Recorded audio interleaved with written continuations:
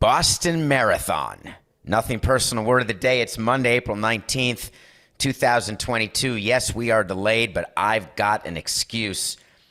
I just got off a train from Boston this morning. I got on a 5 o'clock train. I got so many stories, Coca. I don't even know where to start. Let me go back to the beginning.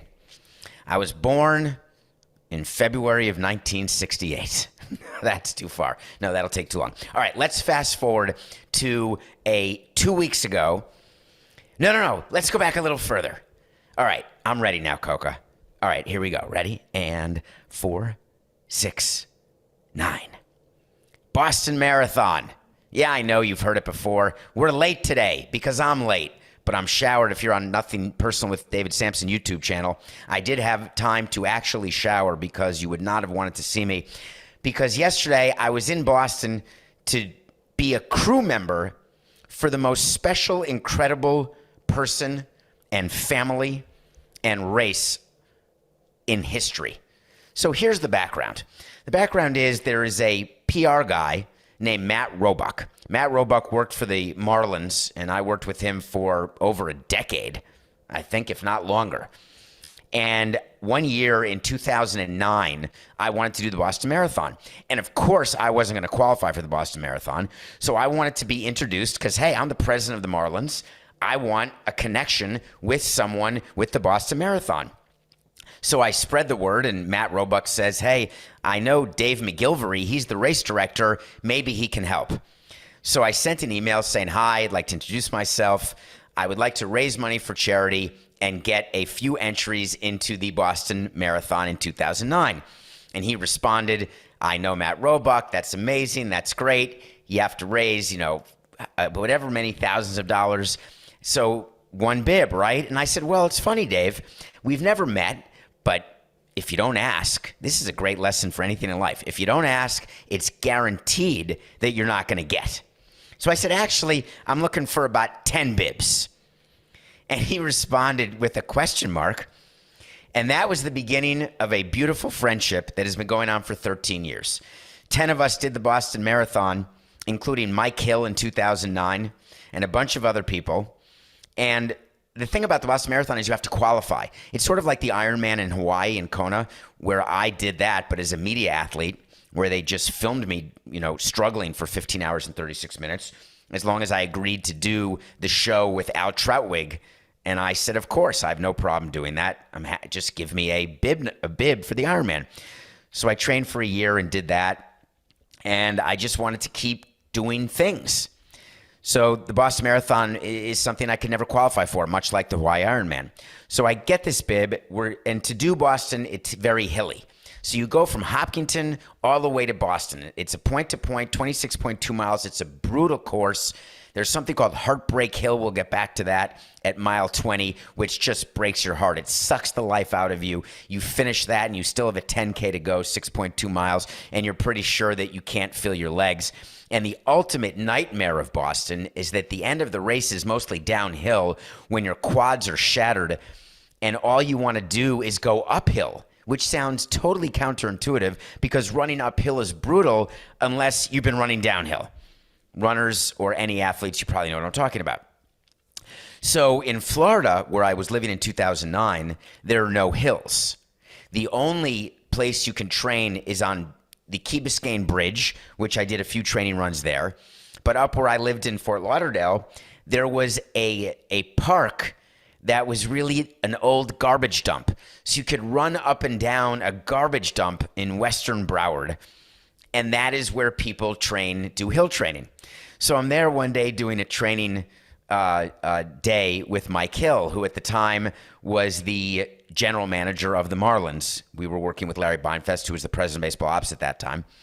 And we're doing a workout up and down hills. It's 2009, so I'm 13 years younger than I am now. So I'm pretty young. I'm 41 years old, feeling pretty good about everything. Following the Hal Higdon training program per day. Every day, didn't miss a workout. So Mike Hill and I are struggling to do interval hill training. And someone is there, and it's a woman and a man. And they're working out, and they recognize us. And they say, hey, what are you guys training for? And we said, oh, the Boston Marathon. And without skipping a beat, he said, it was the him, not the her. He said, charity? Do you get that? Because of course we wouldn't qualify because we were huffing and puffing. We don't look like runners. We don't act like runners. I think we had a cooler of beer at the bottom of the hill during the workout. I mean, it was just a total hilarious nightmare. So that was the first Boston Marathon I ever did. We did it with a guy named Harris who finished with a face full of salt. When you finish the Boston Marathon, you have such an issue that the salt is like calcified on your face and you look like Santa Claus. He went right to the medical tent from the finish line and we never saw him again. We went back to the hotel. We started drinking and eating pizza and we were like, hey, where's Siskind? Anyway, I digress. So I did a couple of other marathons, and Dave McGilvery and I got to know each other over the years. And in 2018, I asked him to join Team Hold the Plane. Team Hold the Plane was the 17 of us who did the World Marathon Challenge, which is 7 marathons in 7 days on 7 continents. And Dave McGilvery is one of the most accomplished runners in history. He's run across the country. He's run from up the coasts. I mean, he's done everything, raised millions of dollars for charity.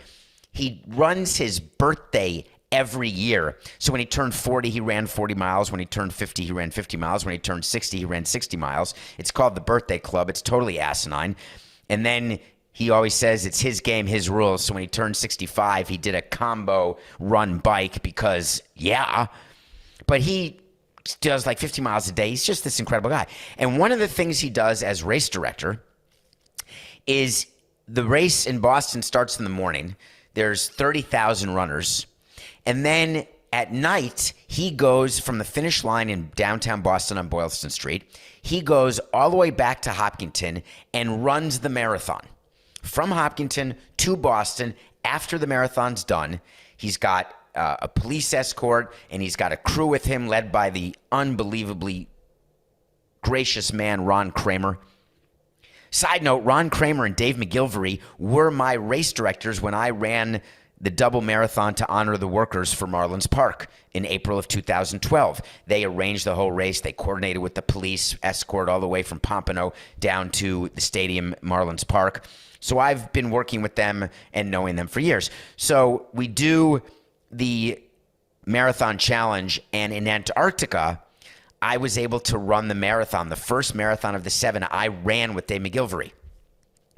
And he's a much faster runner than I am. He can run a 3-hour marathon, and my career best one time in New York, I did 3:57, and that took an amount of training that I'm simply not able to do, not because I'm lazy, because I'm old, which is no excuse because older people run faster, hence they can actually qualify for Boston and not need a charity slot. But again, I digress. I guess some people are runners, some people are not. So we are running the Antarctica Marathon, me and Dave, and we cross the finish line, and he raises his arms, and he says, I just got a PR. And a PR means a personal record, like a personal best. And I said to him while shivering cold in Antarctica, knowing we had 6 marathons in front of us, we did it in like 4:50 or 4:52. And I said, what are you talking about? And he said, David, that's the slowest marathon I've ever run. It's a PR, negatively. And we had a good laugh about that. We then finished doing, it's so weird when there's no studio audience to even smile, when Coca is totally silent, no idea, probably not even listening. Anyway, it was funny. So the next year, Dave invited a bunch of people from our team called Team Hold the Plane to run with him at night after the Boston Marathon. And so what that run is, you go with him to Hopkinton at about 3 o'clock in the afternoon, and you just start running. But you run at his pace. So if he wants to go fast, you better go fast. If he's going slow and walking, you go slow and walk. It's his run. You are there to support him, and you are honored, because only 5 or 6 people do this per year, and you are honored to be a part of this race. So my plan for 2022 is that a bunch of us were invited to run with him because this was Dave McGilvery's 50th consecutive Boston Marathon. Just think about that for 1 second. 50 years in a row, he has crossed the finish line of the Boston Marathon. It's unheard of. And not only is he the race director, but he runs a foundation called the DMSE Foundation. If you're looking to give money away to charity, they do unbelievable work. When all of the running shut down during COVID and during the lockdown, he actually changed his whole business to helping with testing and helping the city of Boston figure out COVID. Just an amazing person. So cut to, he invites us to do the race this year, and I'm in. You don't say no to Dave McGilvery when he invites you. But he was doing it a little differently because it was his 50th. He was going to do a 5-hour pace, and there were going to be 30 of us. And the 30 people were people who meant something in his life. People who were accomplished runners, people who had run cross country. There was a guy who's about to run 50 miles a day in 50 states over 50 days, like 50 miles in a different state each day. There's a guy who's about to run across country. There were a bunch of people from the World Marathon Challenge.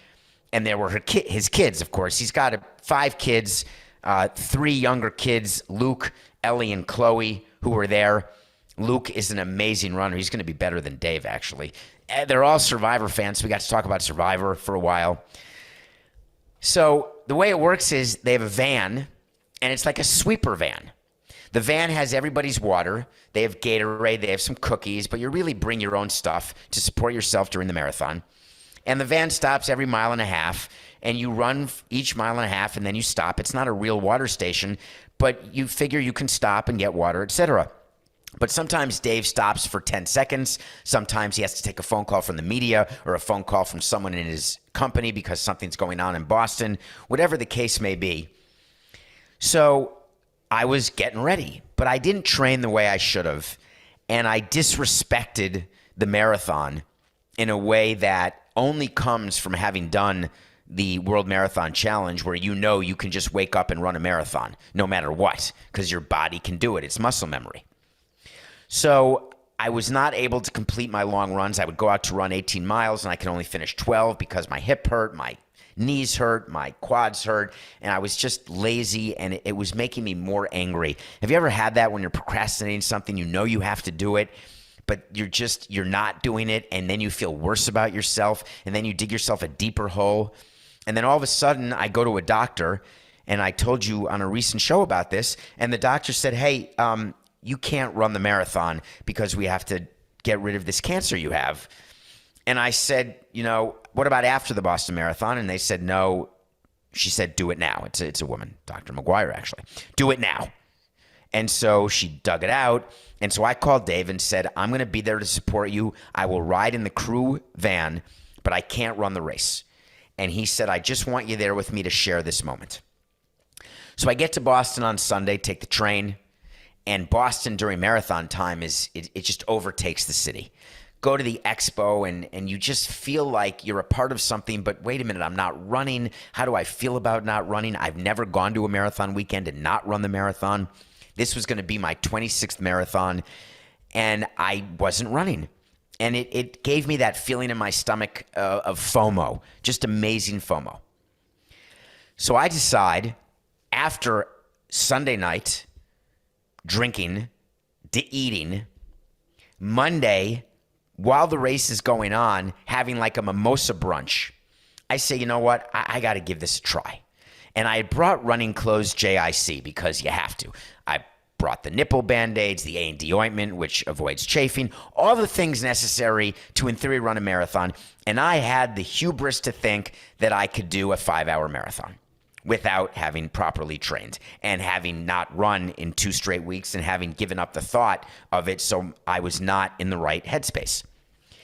So we get to the start at 3 p.m., and I look like I'm ready to run, and Dave says to me, all right, I thought you weren't running. I said, Dave, I got to do this with you. I want to do this. He said, all right, we're going to take it nice and slow. We got this. He starts out like he's out of a frickin' cannon. He's doing 9.5-minute miles, 9:20s, 9:10s. We've got police escorts in front, police escorts in back. Shout out to the police department, the state troopers who helped us through the entire marathon course. But there was a sweeper motorcycle, a guy named John, a state trooper, and I was behind the pack because all these other runners with him were all with him. They were able to run 9.5-minute miles, and then there was me.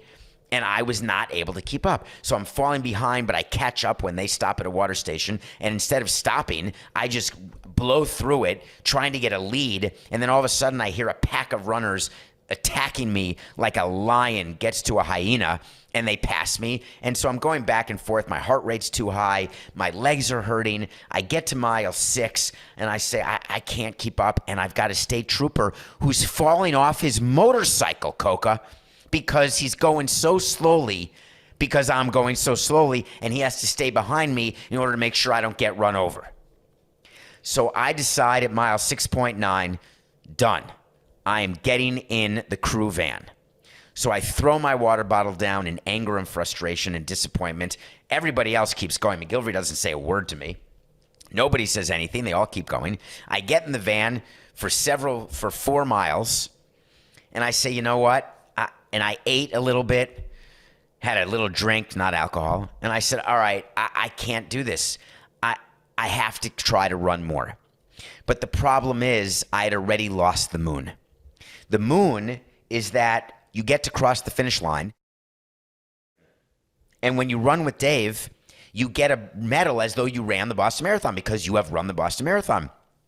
But it's not an official result, but you still get the medal, and you get to say you ran the Boston Marathon.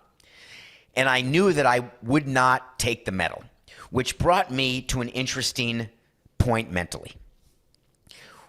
Can you run 25 miles out of 26.2, but take the medal at the end? What about if you only run 18 miles? What was the decision to be made? And for me, it was very quick. There's no way that I was taking a medal. I was not completing a marathon. And there's no way I would say I ran the marathon. There's no way I'd say I completed it. There's no way I was going to wear a medal. There's no way I was going to limp. There's no way when anyone asked me, hey, did you just run the marathon when I got on a 5:10 a.m. train? I was going to say I ran but did not complete the marathon. So that was already in my head. So I start running again at mile, 11.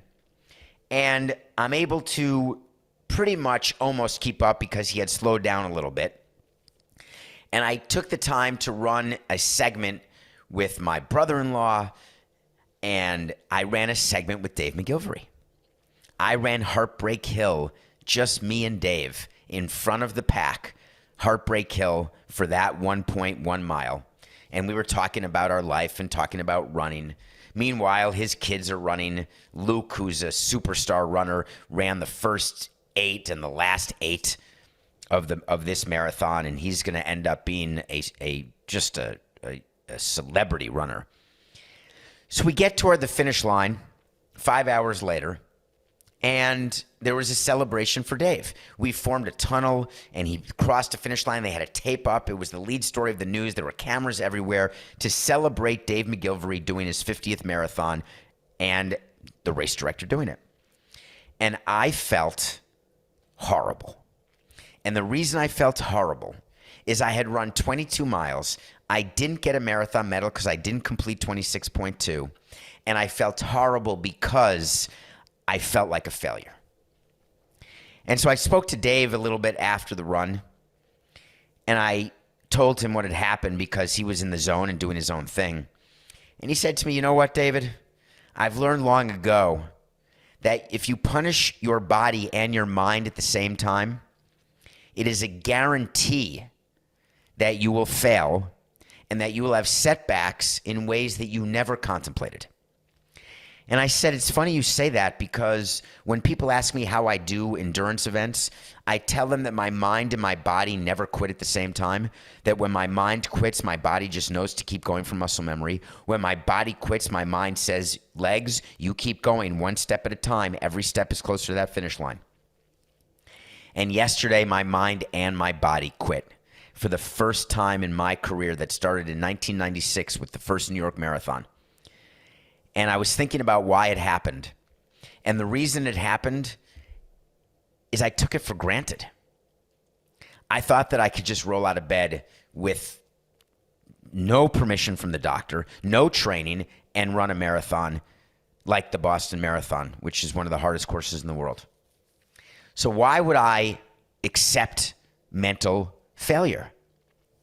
And I realized the reason that I thought I was a failure is that I've never not completed something that I started out to complete. I don't quit. And in this instance, I quit. There have been many times I've wanted to quit. Doing the Antelope Canyon Ultra Marathon, I was crying. The Ironman, I was crying. I'm done. After the bike, 112-mile bike, after a 2.4-mile swim, I was crying, saying I can't run a marathon right now. Normally, I have 5 days of rest before I run a marathon, and I've had pasta, and I'm ready to go. Now I just have been on a course for 10 hours. There's no way. But I just kept going. But I didn't yesterday. And I've been torturing myself ever since. Torturing myself to the point that I didn't sleep last night. I could not sleep. And I woke up, had an alarm for 4:15 to get on a 5:10 train to come back and do a show. And I ended up falling asleep. The last time I looked at the clock, because I was on my phone and I was reading articles and doing things, was 3:48. And I think I tweeted that, Coca. So then I, of course, like kids do when they're on a long car ride and they're a pain in your neck and then they fall asleep when you're 2 blocks from your destination and you can't believe it. You're like, do I drive around the block? Like, what do I do? Do I want my kid to sleep? But now we got to go to the dinner where we're supposed to go. It's just how it works. So I've been engaged since 4:15 this morning. So it's been about 7 hours.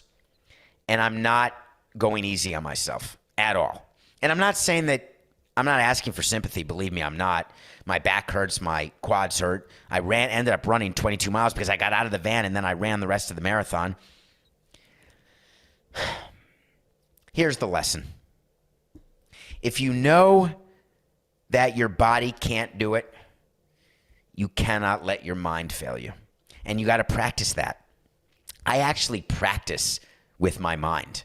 I'll put myself in a position where I don't think I can do something and I make myself do it. Whether it's related to nothing personal, whether it's related to something with Levitard, I'll say, I don't think that I can do this segment. I don't think I'm ready to do this. And I'll play mind tricks in order to train my mind where I can accomplish things that I don't think I'm able to do. I train my body so I can accomplish physical things that normally people wouldn't be able to do, only for not willing to try. So I'm telling you all in a moment of weakness right now that I am disappointed in myself in a way that I have never had to express because I've never had it happen. And now I have this opportunity to vent and to talk to you about it and to see if you can understand or appreciate what this feels like and know that you just have to keep going. So one of the things that I'll say to people on direct message when they talk about the show or that they like the show or they engage with the show every day for 45 minutes, I say, let's keep going. We might as well keep going. And I live by that. And yesterday for 4 miles, I did not keep going. Anyway, shout out to Dave, his wife, Katie, Luke, Ellie, Chloe, his 2 other kids, Max. It's just a great family. Dave, congratulations. We all love you. We cannot believe what you do every single day. All right, when we come back, we are going to review something that I told you we'd review, and then we're going to talk about Trevor Bauer, because you thought we'd heard the last of Trevor Bauer. Listen, this is full Karen Carpenter. We've only just begun. Welcome back to Monday's Nothing Personal. Yes, we're late. Listen to the start of the show. You'll know why. Thank you for making it through the gauntlet of commercials that don't pay Coca's salary. I watched a documentary earlier this weekend, although it's not the weekend anymore. Today is Tuesday, April 19th. Thank you, Coca. And it feels like Monday to me. What about that Costas sit-down yesterday? I hope you all watched that and enjoyed that. That was a pretty cool moment. I mean, I've known Bob for a long time, but to be able to sit and just talk to him, we wanted to go another hour and a half at least because we just had so many things we didn't get to. At the end, he said to me and Coca, hey, let's let some time pass to make sure your audience isn't sick of my voice, and let's do another one. I said, all right, let's let some time pass. And then 1 second later, I said, okay, you ready for another 45 minutes? And he laughed. So I tweeted out that I watched this documentary called Jimmy Savile, A British Horror Story. This is on Netflix, I think. I'd never heard of Jimmy Savile. Jimmy Savile is a monster. Jimmy Savile makes Bill Cosby look like he didn't do anything wrong. Jimmy Savile had everyone in Britain, from the royal family down to the most common of the commoner, believing that he was nothing but a TV star, a disc jockey, a clown, if you will, a man of the people. He was one of, if not the most beloved British people ever. But there was something going on. And what was going on is that all of the charity work that he was doing, and he did a lot of charity work. He tried to take care of kids who were disabled, tried to take care of kids who were disadvantaged, kids who needed a break.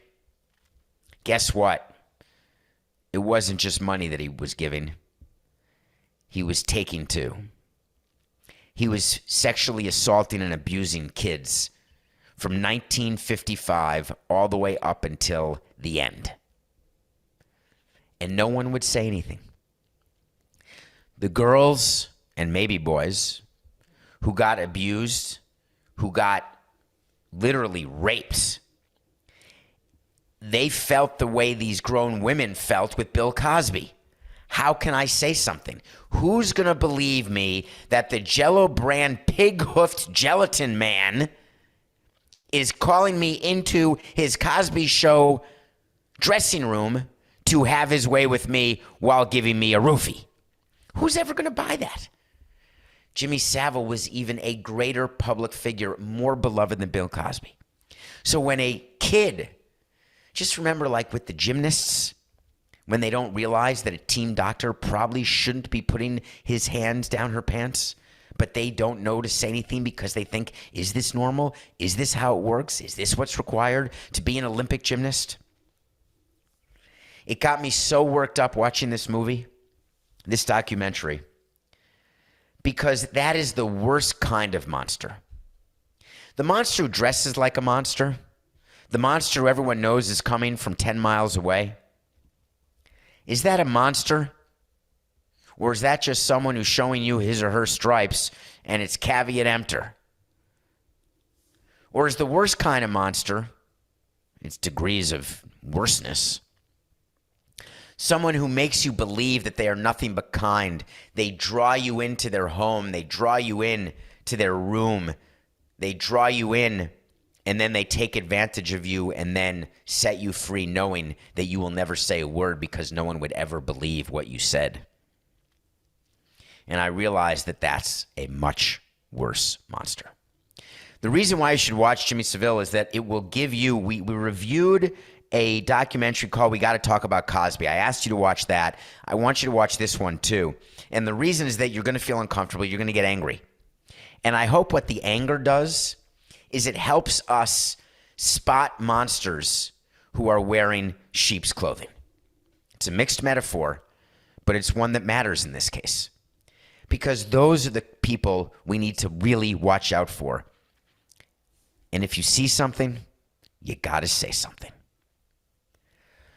So Trevor Bauer is on administrative leave. If you're a fan of Nothing Personal and you've been listening, but if you're new to Nothing Personal, you don't know, you can go back in the archives. We've done quite a few things on Trevor Bauer. Trevor Bauer is the guy who had rough, what he calls consensual sex. The woman said it wasn't consensual. He choked her out, and then he was doing stuff to her in various places. He said it was consensual. We both like it rough. We both agreed that we were going to do it this way. I am innocent. And then when he was not criminally charged, he came forward again to say, look, I'm now innocent. When the temporary restraining order against him was lifted, he said, look, I'm not a threat. I'm innocent. Meanwhile, he has been on administrative leave for almost a year now. What was it, in July of 21 that this came out? And he was immediately placed on administrative leave. What's the day, Coca? Somewhere in July is my guess. I'm going to say, just for fun, I'll say July 9th. And administrative leave means that your team has to pay you every 2 weeks, but you can't play. Administrative leave is based on the commissioner saying, we are going to do an investigation, and then we are going to decide whether or not you ought to be punished. And a punish can be a fine, it can be a suspension, or it can be nothing. But administrative leave is sort of purgatory, because not only are you getting paid, but also you're not playing. So for a team, it was July 2nd. Thank you, Coco, off by a week. So for a team like the Dodgers, they've been paying Bauer $30 million a year for this year at the rate of $30 million a year every 2 weeks, and he hasn't pitched. The irony is the Dodgers don't want him to pitch. They don't want him to be in their clubhouse again. They are done with Trevor Bauer. They should have been done before they signed him. They should have had a clue when he disrespected Terry Francona. Trevor Bauer is one of the great examples of the juice not being worth the squeeze. But baseball is in a pickle right now. The commissioner extended the administrative leave with agreement by the union, because you have to agree both sides to place a player on extended administrative leave. The first 10 days are on the House. After that, it has to be by agreement. The union has 1,199 members who want Trevor Bauer to disappear, and one member who says, hey, why aren't you representing me? This is ridiculous. Why don't we have a decision from Rob? The commissioner, he's already suspended people from Marcell Ozuna to Aroldis Chapman. There's numerous people who've been suspended under this sort of rule that baseball has that if there is abuse or any sort of behavior that is not becoming of a professional baseball player, you are subject to discipline. And what that discipline is for the commissioner to decide. But here's a little nugget that has never once come up in the years this has been going on.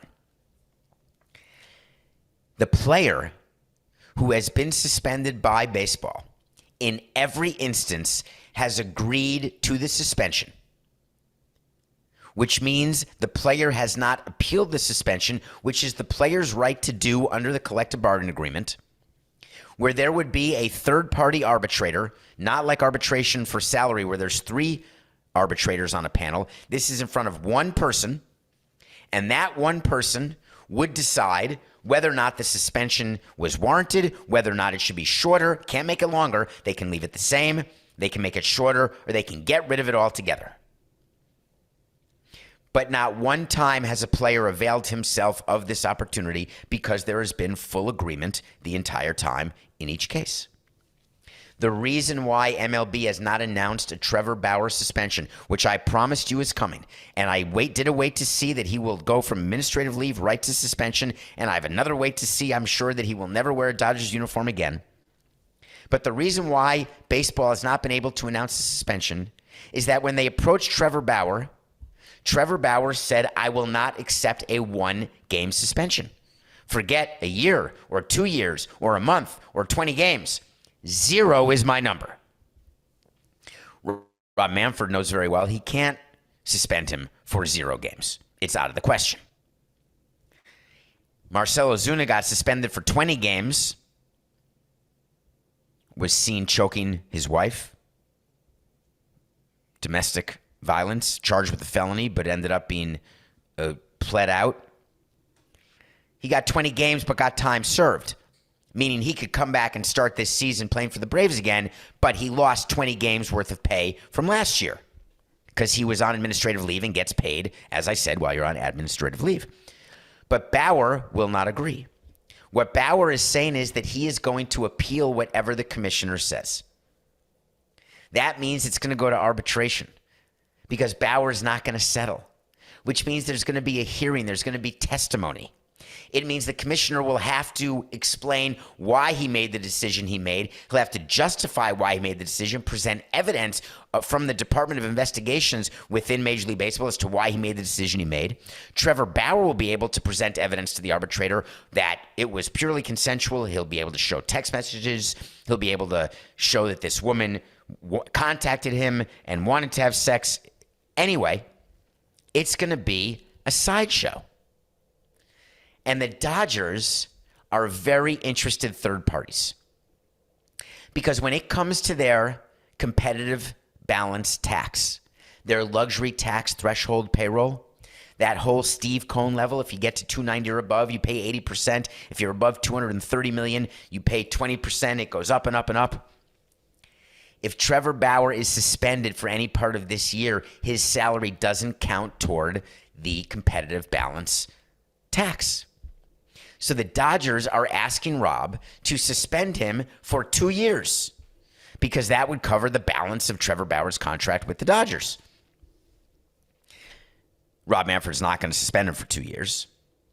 My guess is Rob Manfred, Coca, I got to wait to see for you. So book this.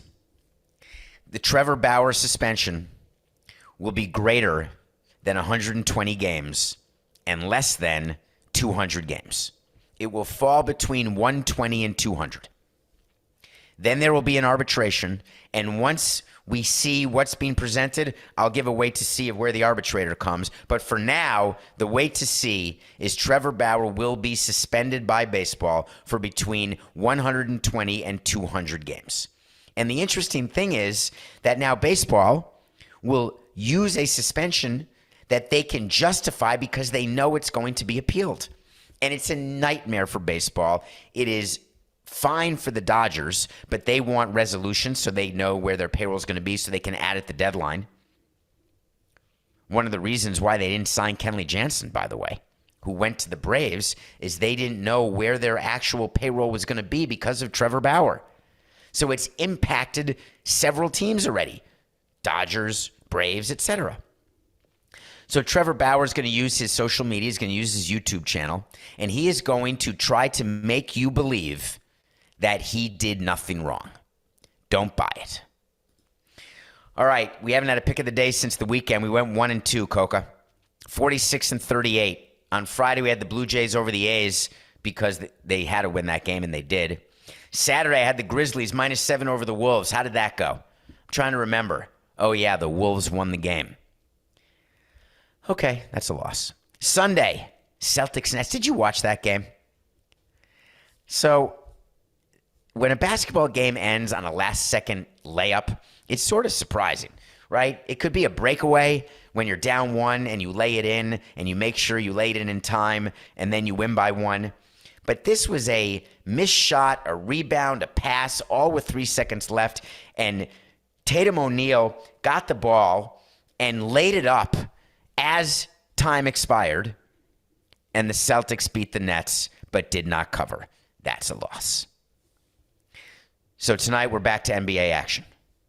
There's no way I'm going against John Morant. He's not going down 0-2 to the T-Wolves. Not when you're one of the top 5 players in basketball, you're not. Grizzlies are again favored by a touchdown. They will comfortably tie this series at 1. We'll watch it. You should watch it. That's the pick of the day. Okay. I want to clarify something from Friday's show. I've told you several times how this works.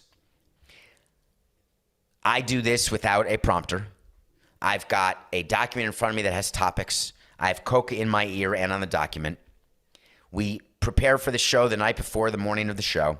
But sometimes during the show, my mind goes in different places. I have detours. Sometimes I say things about a topic that I hadn't thought of when I was prepping for the show. And it's just sort of a stream of consciousness based on my experience, based on my research. And there are times I make a mistake. And I then acknowledge it because that's what you're supposed to do. Most of the gas bags don't, but I always do. That's the same with Wait to See is why I tell you when I got one right or wrong because I want to revisit it. I did a segment on the third base coach for the San Diego Padres on Friday and the first base coach for the San Francisco Giants where there was a problem where the team up by 10 runs, bunted, trying to score more runs.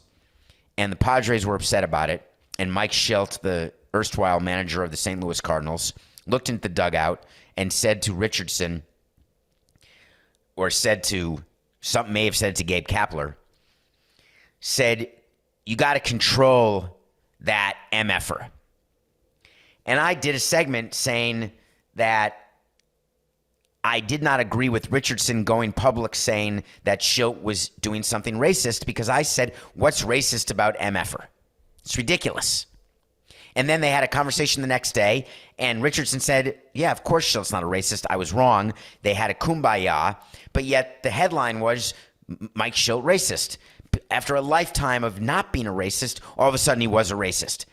And so that bothered me. And people commented to me on Twitter or in various other places where they can reach me and said it wasn't the MFer word that caused Richardson to think that Schultz was a racist. It was Schultz saying you got to control that person, and that is a triggering word. And as you know, if you're watching, I'm white. If you're listening, you can watch on Nothing Personal with David Samson YouTube channel. I can't walk in the shoes of a minority, of an African American. I can't tell you about the experience. I can't do anything. I can't tell you what triggers. I can't. I can only respond and acknowledge and grow and be better. So to me, the word control was not the dominant word in that statement. It was MFer that I thought was upsetting him, and I hear that on the field every day. But the word control is a trigger. So thank you for pointing that out to me. I correct why Richardson felt that way. What I don't change, and this is not a double down, this is just a fact. What I'm not changing is that I would have preferred Richardson to have approached Schultz and spoken prior to going public. Figure out if you are dealing with someone who's racist. Figure out before you go public and then have to qualify what you said the next day. So thank you for that clarification. Okay, wait to see is when we tell you something's going to happen.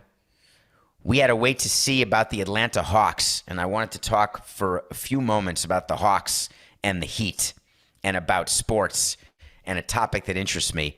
We have to go through the public financing, Coca, but in the remaining 5 minutes, it's a much longer topic, and I agree with you, we're going to hold off. But we are guaranteeing it. I'm not just teasing it for tomorrow. I don't care what happens. Even if we have to go an hour on tomorrow's show, we will be discussing what's going on with public financing.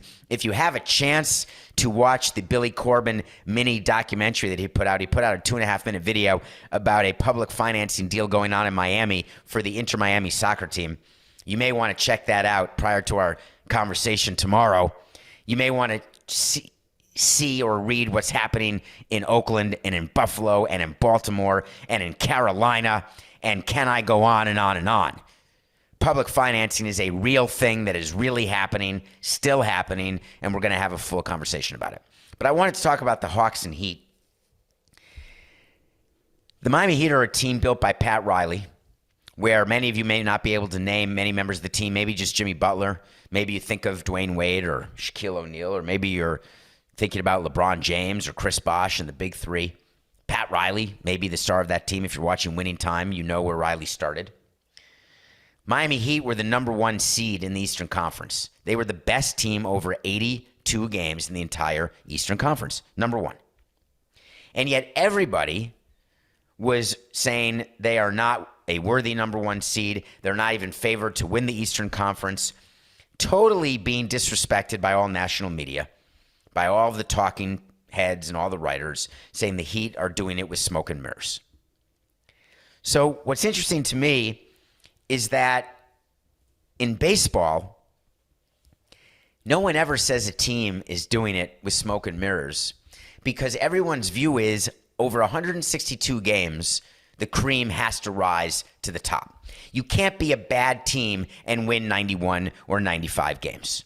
You have to be a good team that can have losing streaks. You can lose 6 or 7 in a row.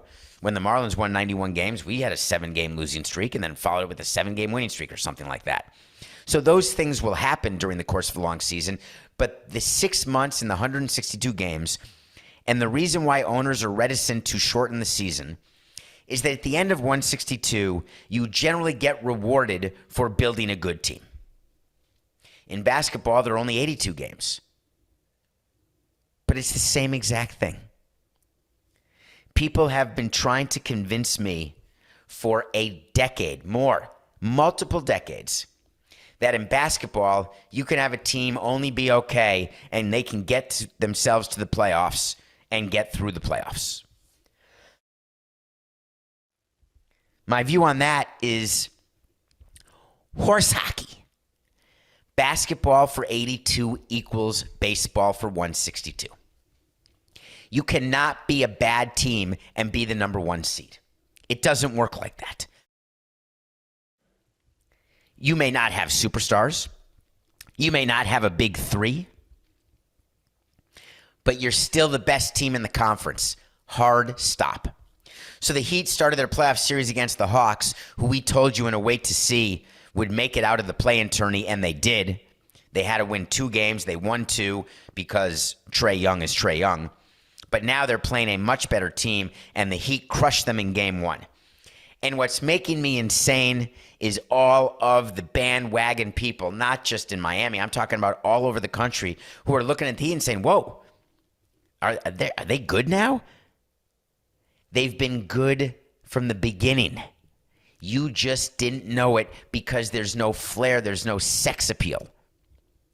The Miami Heat are the best team in the Eastern Conference. Now, you're going to say the Nets are better. The Celtics are better. They're hotter. What about the Sixers? Maybe they're the 4th best team in the Eastern Conference at best. What about the Raptors? Negative. How about giving credit where credit's due? We'll see how the playoffs unravel. The Heat are on an off day today. But I'll tell you, it's going to be a gentleman's sweep between the Heat and the Hawks.